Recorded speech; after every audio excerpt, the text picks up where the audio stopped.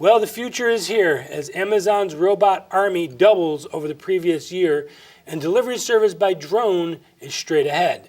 Trump fires a warning shot at GM while Ford cancels its $1.6 billion investment in Mexico and decides to stay in Michigan.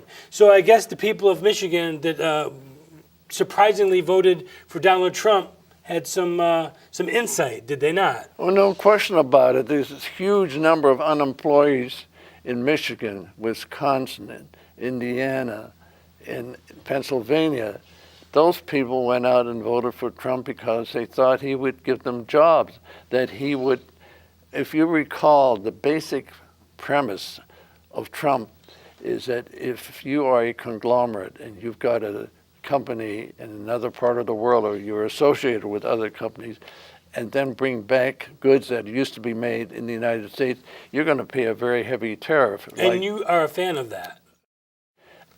We're at odds a little bit about this somewhat. I don't know. I'm not that, let's face it, 68% of our gross domestic product or goods and services is based on the consumer. We have the largest, the most effective consumer sector of any country in the world, barring none. In a way, you can make a case for saying, look, if you can get something cheaper being made in Mexico than being made in Texas, buy it from Mexico, because that way the user, the consumer, the average family can do better. And the average American has gotten to the point where we expect better, faster, cheaper. Yes. I mean, we expect Walmart to be able to sell us products for half of what they sell at the mom and pop shops. That's why Jeff Bezos at Amazon is so successful. He has circumvented shopping centers and he's delivering to your home. You're absolutely right. We have reduced our manufacturing population from 20 million at the turn of this century down to about 11 or 10 million. We've cut it in half because we don't need to have all these factories anymore. Well, when that happens, these states that voted for Trump are saying, we want to go back to work. Look, can you imagine West Virginia at one time was a heavily Democrat state. Today, they're heavily Republican because Hillary and her gang were in the process of closing up every coal mine in the country. We were going to be out of the fossil fuels, as we call them, are oil, natural gas, and coal. Coal was dead, even though that today the utilities, still about 35% are still using coal as a powering element to keep them going. And a powering element for the solar and the wind industry that all these guys champion behind. You can't even successfully produce those without oil and coal. Well, that is absolutely true. And the fact that you're getting back also to the biggest lie and the biggest cheat of the American people when the Senate, after Obama came into power in 2008 and took at the time, the Senate and the House with him, was voted $875 billion to go ahead and develop what Roosevelt did in 1932, which was infrastructure development. And I don't think one road or one bridge got actually fixed or repaired. No, that's the thing. That's unbelievable. There was nobody on the other side. The Republicans were as weak as noodles. I mean, they did nothing. That money was voted for them. In fact, the only thing that saved us from cap and trade, do you remember cap and trade? Sure. That was Al Gore's way of rewarding companies that weren't generating, belching CO2 into the air, and finding those companies that were doing too much of that, and he was a broker in between.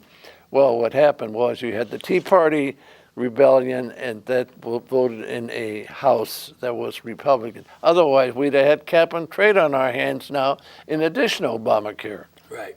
So Ford decides that they're going to keep their jobs here, and I guess their spokesman says, well, it had nothing to do with Trump. It just made good business sense. Doesn't that mean that it made good business sense not to buck the incoming president-elect? Well, that is what he wasn't willing to say it, but that's exactly what the story is. But you said something very interesting a few minutes ago. You said you're not quite sure whether that's the way to go, and I agree with you.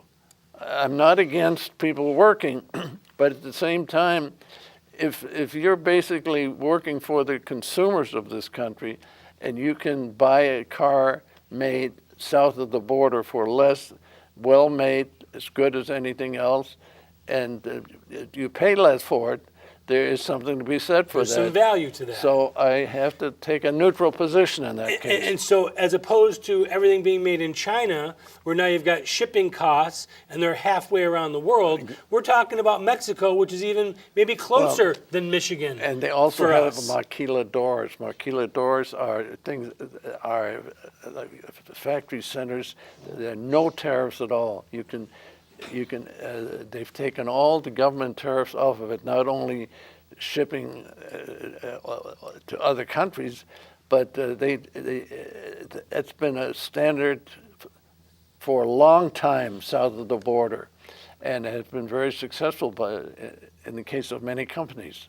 So, $700 billion, I think is the number that we come up with, is going to be saved in America, as opposed to going over to I guess it's a $1.6 billion investment, but it's going to be $700 billion actually saved that's made in here in America. Still maintaining the facility that was doing it before, rather than closing the doors on it. And so the fact that he fires a warning shot at GM and Ford buckles, do you think GM buckles now as well? Of course. Come on, of course they will. They're not going to fight. Now, you made an interesting point a second ago, because if the iPhone was made here, it's already an $800 product. If the iPhone was made here, it would be a $2,000 product. That's true. And so who's going to buy that at that point? Well, but you see, you're appealing to the worker who is not getting free lunches. You know, there are a lot of people that are getting, they use the term food stamp, which means they're getting paid off if they're not working. But a lot of these workers ex-workers want to work. They know that just sitting around waiting eventually isn't going to do anything for them. So you got, on the one hand, you got the idea that made in America, you know, that's what Trump ran on primarily. I think that's what won him the election. That make America great again means instead of having factories out of business, we're going to put them back into business. Well, if you put factories back into business, you got to employ people to be in those factories, and you got to give them decent wages. You can't give them the kind of wages you're getting down in Mexico. I want to make a quick correction. It was 700 million, not 700 billion. But anyways, now when you talk about bringing back factory work, bringing back manufacturing jobs, Amazon, like you said, is the largest retailer now in the world by far. They have robots that have replacing workers. Yes. Now that's something that they're doing in America, but we're still replacing workers. We're just not sending the jobs to a different country. That's going to continue to evolve as well. Oh, absolutely. I mean, and you can't stop them from doing that. You know, there's a case to be made for people like to go in a shopping center and take a look at goods and go and have a cup of coffee and so on. But in the long run,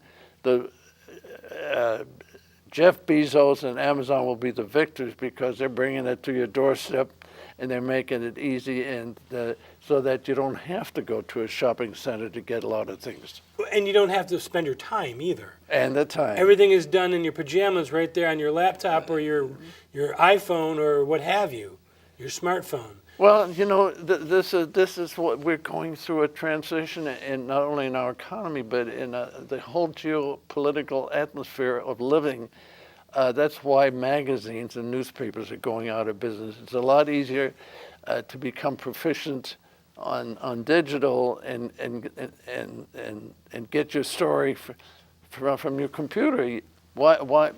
Sure, there's something to be said to pick up a newspaper and open up the pages, but that's all smoke. I mean, that's just trying to live in the past. And the past is gone, and the future is just coming. And we're also talking about drone service, like you just mentioned. It takes away the delivery service. You're going to have people opening their packages at the doorstep, dropped off by a drone eventually. I mean, it's starting to happen now. I think Jeff Bezos is probably the most original technological genius. Innovative. Oh, I mean, there's nobody that comes close to him. You know, Zuckerberg and Facebook and Apple and all those, you know, they've done a lot. But this guy is turning the world upside down from a consumer point of view. Now, Trump has mentioned these companies as being monopolies, that they need to be looked at and maybe broken up a little bit. I'm sure some of it's personal because Jeff Bezos owns the Washington Post, which is probably the most anti-conservative, anti-right-wing, anti-Trump newspaper in the country, maybe the world. They're competing with Pravda in Moscow. So do you think that you're going to see some of that, or do you think that was just bluster from the president-elect? We'll have to wait and see. I think right now the basic position that Trump has taken is for the worker to be working, for the factories to expand, and that's how he won the election.